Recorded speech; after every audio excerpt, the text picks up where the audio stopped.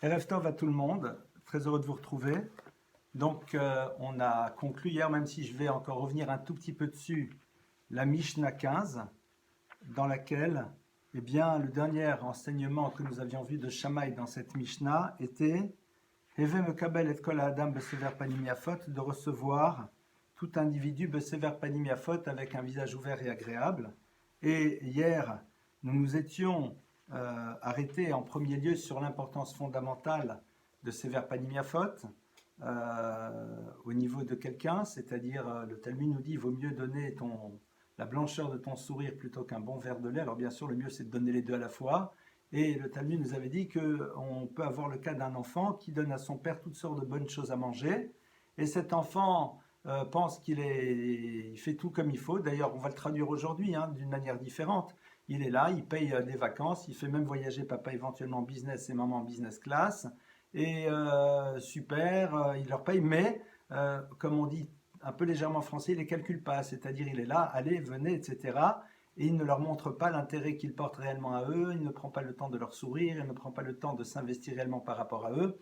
Eh bien, nos maîtres nous disent qu'évidemment, cette personne-là n'a absolument pas compris quel est son devoir, et ils ont des paroles très très dures sur quelqu'un qui a ce type de comportement. Donc, Kol ha'adam besever panim yafot, recevoir tout individu besever panim yafot avec un visage ouvert. On s'est arrêté sur le terme de Kol ha'adam, qui est à la fois nous renvoie au concept de la personne, qu'elle soit juive, qu'elle ne soit pas, avec cet enseignement de Rabban Yochanan ben Zakkai, à propos duquel on a dit que jamais personne ne l'a salué en premier.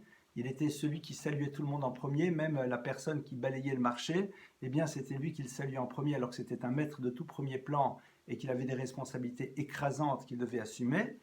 Et on avait vu Et Kol Ha'adam, et c'est sur cela qu'on s'était arrêté hier, le fait qu'il y ait marqué Et Kol Ha'adam, la totalité de l'homme, eh bien c'était pour peut-être nous aider justement à accomplir ce commandement, c'est-à-dire voir l'individu dans son intégralité, ne pas le voir dans une dimension fractionnée, mais le voir dans son intégralité. Et réaliser que chaque individu, même si à un moment on n'a peut-être pas envie de le saluer de manière sympathique, parce que sais-je, il peut y avoir un différend, une difficulté ou autre chose, eh bien regarde-le dans sa globalité et rappelle-toi qu'il est le fruit d'une histoire, de trauma, de moments difficiles, et donc n'est pas un regard de jugement par rapport à lui, et salue-le en te rappelant qu'au fond tu as face à toi toute une histoire. Et en même temps, Et Kol Ha'adam, sois capable de voir aussi tous les points positifs qui sont les siens, et c'est ce qui te permettra d'avoir un sourire sympathique quand tu te focaliseras sur ces points positifs qui sont présents chez lui, sans t'arrêter sur ces points négatifs. Ça, c'est donc quelque chose que l'on se doit de mettre en place. Et je voudrais vous raconter un enseignement que j'ai entendu de la Rabbanit Jungreis. La Rabbanit Jungreis était une femme exceptionnelle qui malheureusement n'est plus de ce monde et qui est passée par les camps. Et la Rabbanit Jungreis, eh bien, un jour dans un de ses cours, dans une de ses conférences qu'elle donnait quand elle avait, je ne sais pas à l'époque, 80 ans déjà, eh bien, elle a dit cette chose extraordinaire. Elle a posé la question qui est une question au fond toute simple. Vous savez, parfois il y a des questions qui sont toutes simples et on n'y pense pas tellement ça a l'air d'être évident. Mais en vérité, une fois que la question a été posée, on s'est dit, mais comment se fait-il que je ne me suis moi-même jamais posé la question? Alors, quel était le sujet? Eh bien, c'est très simple. Elle a dit, quand on se salue, quand on rencontre quelqu'un, eh bien, en hébreu, on a l'habitude de saluer cette personne en lui disant Shalom Aleichem. Shalom, que la paix Aleichem soit sur vous. C'est comme ça que de manière générale, on salue les gars. Ah, Shalom Aleichem, bienvenue, bienvenue, bienvenue. Surtout si c'est une personne qu'on n'a pas vue depuis un certain temps ou quelqu'un qu'on voit pour la première fois. C'est la manière dont on salue dans le peuple juif quelqu'un que l'on rencontre. Shalom Aleichem, que la paix soit sur vous. Et elle pose la question évidente. Nous savons très bien que le vous de politesse n'existe pas en hébreu, même si aujourd'hui on a essayé de l'introduire en hébreu moderne, mais le vous de politesse n'existe pas. Lorsque, dans l'hébreu, on voit le terme du vous, du pluriel, c'est un pluriel. Ce n'est pas le vous de politesse, mais c'est un vous pluriel. Il y a je, tu, il, nous, vous. Et donc quand on rencontre quelqu'un, eh bien, aujourd'hui, en hébreu moderne, on dit Ma'atem Roshim, qu'est-ce que vous pensez? Et comme la personne est seule, alors il comprend que l'autre lui parle et qu'il utilise le vous pour pouvoir un petit peu copier ce que l'on retrouve dans d'autres langues. Soit. Mais en hébreu à la base, c'est pas comme cela. Et donc, la logique aurait été, lorsque vous rencontrez quelqu'un que vous ne connaissez pas ou même que vous connaissez, eh bien, si cette personne est seule, tu lui diras « Shalom alecha », que la paix soit sur toi. C'est-à-dire, tu la salues au singulier. Ou si c'est une femme, « Shalom alayir », que la paix soit sur toi au féminin. Pourquoi dit-on « Shalom alechem », que la paix soit sur vous au pluriel? Et là, une merveilleuse explication de la rabbinite Young Grace. Elle dit, quand tu salues quelqu'un, bien sûr que tu le salues au pluriel. Pourquoi tu le salues au pluriel? Parce que tu ne salues pas que cette personne. Tu salues tous ses ancêtres, tous ceux qui lui ont permis de pouvoir exister aujourd'hui. Shalom Alechem, que la paix soit sur vous. Et donc, cet enseignement que je trouve magnifique, eh bien, pour moi, peut nous aider ici à inscrire un petit peu plus aussi cette notion de Ve'eme kabel et kol ha'adam besever panim yafot. Reçois tout à chacun besever panim yafot, avec un visage ouvert et agréable. Derrière cette personne, il y a toute une histoire. Il y a des parents, il y a des grands-parents, il y a des arrière-grands-parents. Et vois l'autre dans sa globalité. Ne le vois pas juste à travers le prisme d'un moment. Ne le vois pas juste à travers la difficulté que l'on voit à un instant, mais regarde-le dans tout ce qu'il est. Donc ça, c'est l'enseignement de Shammai, qui en a donné bien sûr beaucoup d'autres. Mais voici un petit peu ce Heve Mekabel et Kol Adam Besever Panim Yafot qui demande un véritable travail comme on l'a vu, un véritable investissement. C'est quelque chose qui s'apprend. Je me rappelle d'un maître exceptionnel qui n'est plus de ce monde, qui s'appelait le Rav Cohn, le Rav Philippe Cohn, Yaakov, Philippe on l'appelait, et il venait régulièrement à Paris, il était de Marseille, et il avait des bureaux pas loin de nos bureaux. Et donc il pouvait m'arriver de le rencontrer dans la rue, rarement, mais il pouvait m'arriver de le rencontrer. Et je me rappelle encore aujourd'hui comment cet homme, qui était bien sûr plus âgé que moi, lorsqu'il me voyait arriver avec un sourire, une main tendue, et me disait « Bonjour Élie, comment vas-tu » Et il me tenait la main, il me serrait la main, avec gentillesse, il me regardait, et ces mots de « comment vas-tu » eh bien, étaient l'expression d'un intérêt réel et sincère. D'ailleurs, je pense que si je n'allais pas bien, je n'aurais pas pu lui dire « ouais, ça va, ça va ». J'aurais pu lui dire éventuellement « bon, il y a des choses qui vont ». Parce que il y avait quelque chose de vrai. Et c'était vraiment l'expression de « Heve Mekabel et Kol Adam Besever Panim Yafot », avec un visage ouvert, avec un visage gentil.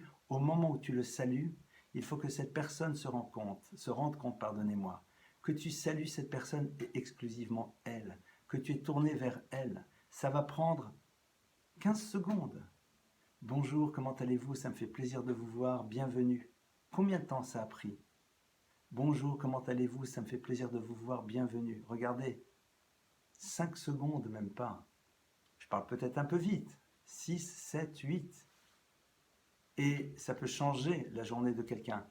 Je vais raconter une histoire qui peut vous toucher sûrement, de cet enfant qui a raconté lorsqu'il a grandi que ce qui lui donnait envie de vivre et d'avancer, alors qu'il vivait dans une famille très complexe, c'était le sourire de la femme de ménage de l'école lorsqu'il arrivait le matin et qu'il disait « Bonjour mon petit, comment tu vas ?» Mais le salut avec tellement de chaleur et d'affection que c'est ce qui le nourrissait. Alors bien sûr, c'est une histoire un peu extrême. On ose espérer que les parents saluent comme ça leurs enfants le matin lorsqu'ils se lèvent, lorsqu'ils leur disent au revoir, lorsqu'ils vont à l'école. Mais c'est quelque chose donc à travailler, et kol ha'adam. Et au passage, vous ne pouvez pas vous imaginer comment ça peut construire, parce que Mekabel et kol ha'adam besever panim yafot, c'est aussi se promener avec un visage qui n'est pas un visage fermé. Évidemment, il y a des situations de vie parfois qui font que ce n'est pas simple. Mais on parle d'un quotidien dans lequel les choses globalement vont. Lorsque vous avez un visage ouvert, lorsque vous faites en telle sorte d'être à minima avenant, eh bien, ça donne un réel plus aux gens que l'on croise, même si on ne les salue pas, et a fortiori, évidemment, quand on les salue, quand on se tourne vers ces personnes, ça les nourrit profondément. Voilà donc cet enseignement de Shammai. Et maintenant, nous allons donc ouvrir vers la Mishnah d'après. Et la Mishnah d'après, c'est donc Rabban Gamliel Haya Omer. C'est un enseignement d'un maître qui s'appelait Rabban Gamliel. Alors, Rabban Gamliel est le petit-fils de Hillel. Son père s'appelait Shimon et son grand-père s'appelait Hillel. Et il était le prince d'Israël dans les 10 dernières années qui ont précédé la destruction malheureusement du Second Temple. C'est au fond celui que l'on appelait Rabban, le maître, parce qu'il était véritablement le maître de l'époque. Et il a en effet été celui qui a repris le flambeau. Mais ce qui est très intéressant, c'est que les personnes qui ont fait attention aux Mishnayot que l'on a vu depuis le début pourraient m'interpeller, me dire « Ah, Mister Lemel, il y a un problème. C'est que jusqu'à présent, eh bien, nous avions des textes dans lesquels la Mishnah commençait avec « Kiblu mehem ». Ils ont reçu d'eux. Moïse a reçu la Torah du Sinaï, ils vont dire telle chose. X a reçu de Y, ils ont reçu de. Hillel et Shammai ont reçu de Shmaya et Aftalion. Et maintenant, Rabban Gamliel, qui est le petit-fils de Hillel, non, Rabban Gamliel, Omer, il dit. C'est intéressant pourquoi, à partir de maintenant, on ne parle plus de cette notion de Kiblu même, ils ont reçu d'eux. Eh bien, c'est une manière de nous ouvrir au drame qui est en train de se jouer à cette époque-là. Nous sommes dans l'époque qui précède la destruction du temple. Le peuple d'Israël est conquis, il est soumis. On est dans une période très complexe. Et malheureusement, c'est à partir de là où les problématiques de transmission commencent à devenir un petit peu difficiles. C'est là où commence ce que l'on appelle l'univers de la machloket, de la disputation, puisque certains vont entendre des choses qui sont A et des choses qui vont entendre qui sont B. Le Kiblu mehem, ils ont reçu d'eux, était là pour nous dire, on avait ici une transmission que je qualifierais de quasi parfaite. Ils avaient reçu un enseignement des maîtres et ils étaient capables de le retransmettre intégralement. Et à partir de Rabban Gamliel, à partir de cette époque qui précède la destruction du temple, eh bien, on ne dit pas Kiblu parce que certains vont recevoir A et d'autres vont recevoir A'. Et d'ailleurs, vous savez parfaitement que tout l'enjeu du travail qui va se retrouver plus tard dans le Talmud, ça va être justement d'éclaircir, parce que on va avoir des transmissions parfois qui ne sont pas identiques. Et lorsque vous avez des transmissions qui ne sont pas les mêmes, évidemment, vous êtes obligé de commencer à discuter et d'arriver à des conclusions. Ça va être tout le travail du Talmud, de reprendre justement sur la totalité des points ce qui a été transmis. La plupart du temps, les transmissions seront pardonnez-moi, identiques, mais parfois, un maître va se lever et va dire « Ah ben non, c'est pas exactement ça ce que j'avais entendu ». Et c'est là où vont commencer les échanges entre ces maîtres, c'est ce que l'on appellera le point d'entrée du Talmud, pour arriver à la conclusion de savoir quelle est véritablement la chose qui a été transmise, et ça c'est déjà un autre sujet. Donc, avec l'arrivée dans l'enseignement de Rabban Gamliel, qui bien sûr a reçu un enseignement de ses maîtres, le fait de ne pas utiliser le terme de Kiblu est là pour nous ouvrir à l'époque dans laquelle on se trouve. Et Rabban Gamliel Omer, il dit la chose suivante. Et regardez le premier enseignement, il nous dit « Assez lecha rav ». Fais-toi un maître. Et là vous me dites « Ah, Lemel, on a déjà parlé de ça un peu plus tôt. Ça a déjà été dit. » Donc qu'est-ce qu'il est en train de nous dire de nouveau? Fais-toi un maître, mais vous vous rappelez que plus tôt on avait déjà dit « Assez lecha rav ou kne lecha chaver », fais-toi un maître et achète-toi littéralement un chaver, un compagnon d'études. Donc on va essayer de comprendre dans quelques instants, c'est quoi ce assez le harav, ce fais-toi un maître que reprend Rabban Gamliel. Deuxième enseignement, vehistalek minasafek, et écarte-toi du doute, ve'al tarbe le aser omadot, et ne cherche pas à donner et à faire les prélèvements de manière approximative. Alors, On va ici rentrer un petit peu dans ce que Rabban Gamliel va nous dire. Rabban Gamliel, rappelons-nous, évidemment, va donner cet enseignement et il va être en phase avec les problématiques de son temps. C'est-à-dire que Rabban Gamliel, pour ceux qui vont étudier le Talmud, ou qui l'ont déjà étudié, ou qui l'étudient, eh bien, on le voit émerger dans énormément d'enseignements. Mais quand on dit Rabban Gamliel Omer, il dit, c'était un petit peu la phrase qu'il avait l'habitude de répéter de manière récurrente. C'est-à-dire, avec cette phrase, il exprimait un petit peu ce qui pour lui semblait être quelque chose d'extrêmement important à son époque. C'était un petit peu son mot d'ordre, son leitmotiv. Il donnait évidemment beaucoup d'autres enseignements dans plein de domaines, mais disait de manière récurrente, attention, attention, assez le hara, fais-toi un maître, et istalek minasafek sauf du. Pourquoi c'était ça sa préoccupation? Eh bien, c'était l'époque dans laquelle les Sadducéens, les Tzedukim, ont recommencé à vouloir occuper un rôle important dans le peuple d'Israël. Les Sadducéens étaient une forme de secte qui remettait en cause la loi orale, qui avait une autre lecture des textes et qui donc cherchait à déstabiliser la tradition et la transmission telle qu'elle était. Et évidemment, l'enjeu était de taille. Les Sadducéens étaient mus par des intérêts multiples et variés, entre autres, ceux qui avaient fait émerger cette école, au fond, derrière cela, voulaient mettre de côté l'autorité des, ce qu'on aurait dit aujourd'hui, des rabbins, c'est-à-dire des maîtres de l'école, de l'époque, puisque c'était les maîtres qui transmettaient la tradition depuis le Sinaï, et eux, ils ont dit, oh non, c'est du n'importe quoi, c'est un petit peu comme aujourd'hui certains disent, c'est des inventions de rabbins, et à partir de ça, ils vont commencer à dire, mais non, c'est pas comme ça qu'il faut comprendre, et en vérité, non, on pense que, et on va s'arrêter au texte. Ce qui au passage pose un problème très important, et ce qui va amener par la suite à des lectures assez folles du texte, puisque si vous regardez le texte de la Torah, et que vous le lisez, que vous le traduisez sans l'interprétation des maîtres, vendredi soir, quand vous êtes chez vous, Shabbat, il faut rester dans le noir. Et vous devez manger froid, puisqu'il y a marqué « Altaviru ersh bechol moshotechem b'yom ha-Shabbat » qu'il n'y a aucune forme de flamme, quelle qu'elle soit, chez vous, le jour du Shabbat. Donc, si on le prend au sens premier et qu'on ne comprend pas quel est l'enseignement réel qui est donné ici, à travers justement la transmission orale, faire partie de cet univers, c'est rentrer dans le monde dans lequel on va tout simplement se retrouver avec un Shabbat, ici en l'occurrence un peu curieux, etc., etc. Donc, Rabban Gamliel est à l'époque dans laquelle les Sadducéens vont réémerger et le Sanhédrin, le grand tribunal de Jérusalem, ne sera plus à Jérusalem.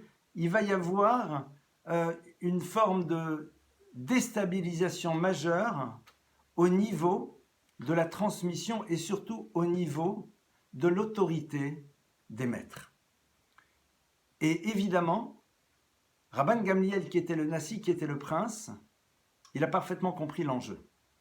Et ces maîtres n'étaient pas là pour rechercher le pouvoir, évidemment, ce n'était pas le sujet. Ils auraient pu se dire, qu'ils fassent ce qu'ils veulent, moi je reste tranquille, je vis ma vie en tant que juif, tel que je le comprends, et puis tant pis pour eux. Non, ils se savaient investis d'une responsabilité de transmettre, et donc se sont battus, et ont été confrontés à des choses très violentes. Pourquoi? Pour garder intacte la transmission telle qu'elle avait été donnée depuis le Sinaï. Et donc lorsque Rabban Gamliel va nous dire, eh bien, assez le harav, fais-toi le maître, eh bien, prends-toi un maître, eh bien, c'est à un moment, soumets-toi à l'autorité du maître. Et d'ailleurs, il y a une histoire d'ailleurs de manière très intéressante, c'est qu'il y avait un roi qui s'appelait Agrippas et qui était sacrément courtisé par justement les Sadducéens. Et Agrippas, eh bien, est applaudi parce qu'il a accepté de se soumettre en tant que roi d'Israël à l'autorité de Rabban Gamliel. Rabban Gamliel disposait d'une vraie autorité Et donc, c'est la raison pour laquelle, pardonnez-moi, Rabban Gamliel va nous dire, qu'est-ce qu'il va nous dire? Assez lecha rav. Fais-toi un maître. Veistalek minasafek. Et écarte-toi du doute. C'est-à-dire que ici, il donne une autre dimension à ce que représente le maître. Le maître est là aussi pour pouvoir à un moment trancher, pour pouvoir t'aider à prendre une direction qui soit claire. Et c'est pour cela que Rabban Gamliel le dit. Il est important, encore plus à son époque, d'avoir un maître et à partir de cela, de sortir de l'univers du doute, c'est-à-dire de construire une relation de confiance réelle par rapport au maître et sur la base de cette relation de confiance, être à l'écoute de sa parole, surtout dans le domaine de la loi juive. C'est-à-dire que le but, c'est que la loi soit claire et que tu ne sois pas ici dans la série « Entre les deux, mon cœur balance », il n'y a rien de pire. En simcha ela ke'ataratas fekot, disent nos maîtres, il n'y a pas de plus grande joie qu'au moment où on règle un doute. Et le propre du Rav à ce moment-là, c'est de savoir trancher, de savoir dire les choses et de nous exprimer ce que l'on doit faire. Rabban Gamliel, qui a donc rappelé ici l'enseignement de Rabbi Yoshua ben Perachia, eh bien, va insister sur l'idée que la Torah a exprimée de manière très puissante. La Torah va nous dire « Lotasur mikol advarim asher yomru lecha yamin usmol ». La Torah elle-même nous donne l'ordre dans un verset, donc c'est un verset de la Torah, qui nous dit « Lotasur », tu ne t'écarteras pas de toutes les paroles qu'ils exprimeront à toi. De qui parle-t-on? Des maîtres du peuple juif. Yamin osmol, ni à droite, ni à gauche. Et évidemment, on se pose la question, pourquoi le texte n'est pas plus simple? Pourquoi le texte ne te dit pas, vous ne vous écarterez pas des paroles qu'ils vous disent, ou soyez à l'écoute des paroles qu'ils vous auront exprimées, ou obéissez à ce qu'ils vous disent. On nous dit, l'otasour, tu ne t'écarteras pas de ce qu'ils te diront, ni à droite ni à gauche. Et l'explication est la suivante. Si on a dit ni à droite ni à gauche, c'est pour t'apprendre. Afilu yomru lecha al yamin sheusmol. Même si demain ces maîtres sont en train de t'expliquer que la droite est devenue la gauche. Vala smol sheu yamin. Et qu'ils te disent que la gauche c'est la droite, ne t'écarte pas de leur enseignement. C'est ma main droite. On est bien d'accord. Et ils vont dire, non, non, c'est la gauche. Je dis, mais c'est la droite. Non, c'est la gauche. C'est-à-dire que, pour moi, il y a ici quelque chose qui est du domaine de l'évidence. C'est pas que je ne sais pas quelque chose et que j'ai besoin d'un éclairage. Ils sont en train de me dire sur quelque chose sur lequel j'ai une forme de certitude absolue, qui pour moi est du domaine de l'évidence, et pour tout le monde, que non. Ça, c'est pas la droite, ça s'appelle la gauche. Et la gauche, ça s'appelle la droite. C'est pas qu'ils disent, on a créé un nouveau vocabulaire. Ils disent, ce que tu crois être droite, c'est la gauche. Et ce que tu crois être gauche, c'est la droite. Comment comprendre une chose pareille? Et pourquoi la Torah nous dit cela de cette manière? Alors pour cela, on va ouvrir un autre enseignement qui nous dit Stirat Zokenim Binyan, que la destruction des anciens, c'est une construction. Et parfois la construction des jeunes, c'est ça la destruction. Zokenim, les anciens, chez nous, ne veut pas juste dire les vieux, les personnes âgées. Zokenim, c'est l'acrostiche de Zekana Chochma, de celui qui a accédé à la sagesse. Et le Zaken peut être parfois quelqu'un qui n'est pas un vieillard, mais quelqu'un qui a la sagesse et le savoir. Eh bien, on est en train de nous dire que la force justement du maître, la force des anciens, des chachamim, des maîtres, des des sages du peuple d'Israël, c'est justement d'être capable d'aller au-delà de la compréhension du tout à chacun et de percevoir des choses que l'on n'arrive pas à percevoir et donc de dire des choses qui pour nous à l'instant T nous semblent être incompréhensibles. Le Talmud nous dit Chacham adif minavi. Le sage a plus d'importance que le navi, que le prophète. Le prophète, c'est quelqu'un à qui on a envoyé une révélation. Il a reçu une révélation. Le Chacham, c'est celui qui a accédé à quelque chose. Et on nous dit qu'il a une dimension qui va bien au-delà de ce que l'on croit, pour une raison très simple. C'est qu'il ne voit pas les choses de la même manière que nous. Parce que lui est sur le mirador et voit bien plus loin que ce que nous ne voyons nous à notre niveau. Et ça, c'est sa force. Il voit sur 10 ans, 20, 30, 30 ans, 40 ans, 50 ans, 60 ans. Je me rappelle encore de ce maître qui disait, après la guerre des 6 jours, qu'il avait très peur qu'un jour, malheureusement, nos problèmes viendraient de ces territoires que l'on a conquis. Il ne les remettait pas en cause, évidemment. Mais il voyait que malheureusement, il disait, j'ai bien peur qu'un jour, c'est de là on va voir tous nos embêtements. Alors, évidemment, ce n'est pas de la prophétie, c'est un regard qui est sous-tendu par un savoir, une connaissance, une compréhension fine, et surtout d'un esprit qui était nourri profondément de Torah. Il ne s'agit pas ici d'une parole magique. Il ne s'agit absolument pas ici d'une parole de gourou. Il s'agit ici d'un maître qui te dit « C'est vrai que tu as raison, ça semblerait être la droite, mais en vérité, sache que c'est la gauche. » C'est-à-dire que ce que tu crois parfois être bien ne l'est pas nécessairement. Et ce que tu crois être mal ne l'est pas nécessairement. Ce que tu penses devoir faire, c'est dans ta logique. Mais il y a d'autres choses qui sont présentes dans l'univers. Il y a un des exemples les plus flagrants, c'est justement dans une histoire que tout le monde connaît, c'est l'histoire de Purim. Dans l'histoire de Purim, il y a un homme qui s'appelle Mordechai. Mordechai, c'est le maître. Tout le monde est invité au festin du roi Assuérus, même les Juifs. Et c'est génial parce que Assuérus a même fait un stand cachère. Vin cachère, nourriture cachère, c'est top. Donc on y va, on est invité. Et Mordechai dit on n'y va pas. Évidemment, tout le monde prend Mordechai pour un fou, quelqu'un qui n'a pas de sens politique.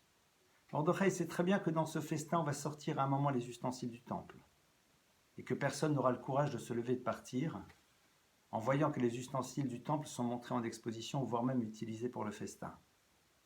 Mordechai sait très bien qu'à la fin du festin, l'orgie va commencer. Il n'a aucune certitude que ceux qui sont là auront la force de se lever et de s'extraire de cette chose. Et il sait quelles peuvent être les conséquences au niveau spirituel et tout ce qui va aller derrière. Et à partir de cela, il dit il ne faut pas y aller. Parce que le désappointement du roi, ok. Par contre, le regard que Dieu peut porter sur cette situation peut être beaucoup plus problématique.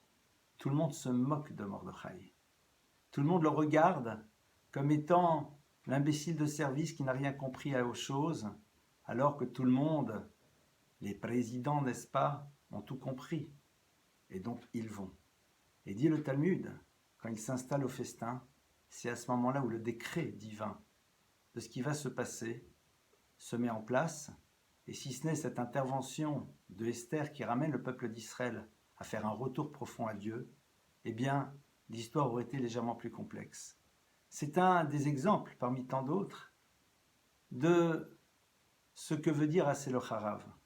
Évidemment, et nous le verrons par la suite, et on va même l'évoquer très rapidement ici.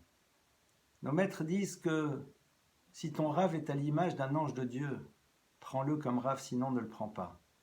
Alors vous allez dire, mais un ange, c'est quelqu'un qui n'a pas de corps, c'est quelqu'un de parfait. Le Rav ne peut pas l'être. C'est vrai.